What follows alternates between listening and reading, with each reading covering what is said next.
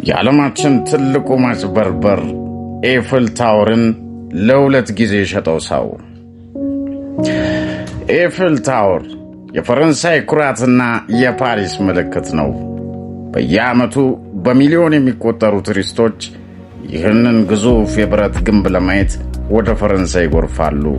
ግን አንድ ሰው ይህንን 7000 ቶን የሚመዝን ግዙፍ ታወር ብረት ነው ብሎ ለነጋዴዎች እንደሸጠላቸው በነግራችሁስ? ያውም መንግሥት ሳያውቅና በነጋዴዎች ብልጠት ተጠቅሞ። ዛሬ ስለ ቪክተር ሉስቲንግ በታሪክ ውስጥ እጅግ ደፋርና ብልህ ስለሚባሉ አጭበርባሪ እና ኤፍል ታወርን ለሁለት ጊዜ ስለመሸጡ አስገራሚ እውነተኛ ታሪክ ነግራችኋለሁ።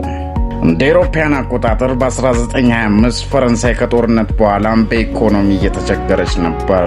ኤፍል ታወርም በወቅቱ በጣም አርጅቶ ስለነበርና ለመጠገን ከፍተኛ ወጪ ይጠይቅ ስለነበር ብዙ የፓሪስ ነዋሪዎች ይህንን የብረት ክምር ይፍረስና ይሸጥ ብለው በጋዜጣ ላይ ቅሬታቸውን ይገልጹ ነበር።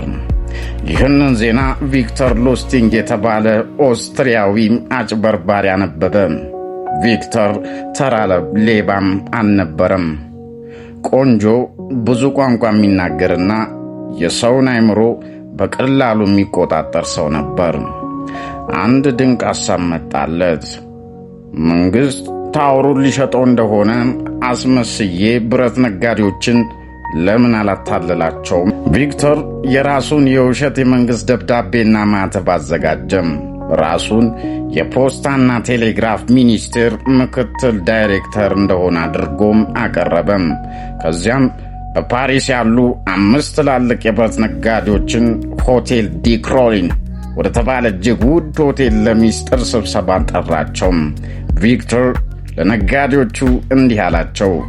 መንግሥት ኤፍል ታወርን ለመጠገን አቅም ስለሌለው በሚስጥር ሊያፈርሰው ወስኗል። ይህንን 7000 ቶን ብረት የሚገዛ ታማኝ ነጋዴ በጨረታ እየፈለግን ነው። ጉዳዩ ለሕዝብ ቢሰማ ተቃውሞ ስለሚያስነሳ ሁሉንም ነገር በሚስጥር መያዝ አለበት አላቸው።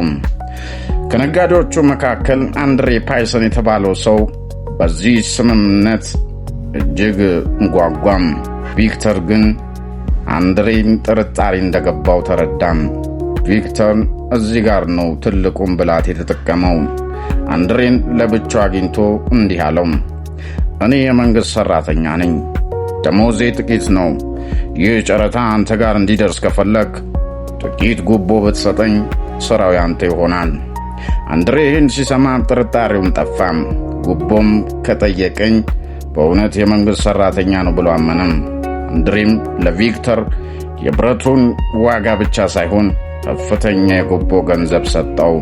ቪክተር ገንዘቡ እንደተቀበለም በሰዓታት ውስጥ በባቡር ወደ ኦስትሪያ ፈረጠጠም። ቪክተር ኦስትሪያ ሆኖም ጋዜጣ ላይ ታዋቂው ነጋዴም ተጭበረበር የሚል ዜና ይጠብቅ ነበር። ነገር ግን ምንም ዜና አልወጣም። አንድሬ ፓይሰን ኤፍል ታወርን ገዛው ብዬ ተታለልኩ ብሎም በሰዎች እንዳይሳቅበት በመፍራት ለፖሊስ ሳይናገር ጭጭ አለም። ቪክተር ይህንን ሲረዳም በድፍረት ወደ ፓሪስ ተመለሰም።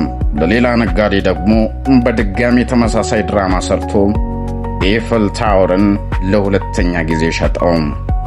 ሁለተኛው ነጋዴ ግን እንደ መጀመሪያው አልነበረም። ወዲያውኑ ለፖሊስ በማመልከቱም ቪክተር ወደ አሜሪካ ለማምለጥ ተገደደም።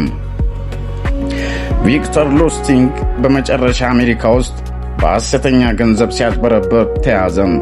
ሕይወቱ ያለፈውም እንደ አውሮፓውያን አቆጣጠር 1947 በአሜሪካው ጥብቅ እስር ቤት አልካትራስ ውስጥ ነው። ይህ ታሪክ የሚያስተምረን የስግብግብነትን መጨረሻ ብቻ ሳይሆን አንዳንድ ጊዜ ሰዎች ማመን የሚፈልጉትን ነገር ለመስማት ሲሉ አመክኖታቸውን እንዴት እንደሚዘነጉ ነው። እናንተስ በነጋዴዎች ቦታ ብትሆኑ ምን ታደርጉ ነበር? ኤፍል ታወር ለሽያጭ ቀርቧል ቢላችሁም ታምኑታላችሁም? ሐሳባችሁን ኮሜንት ላይ አስፍሩም። ለዛሬው የነበረን ታሪክ ነው። በሚቀጥለው ቪዲዮ እስክንገናኝ ቻው።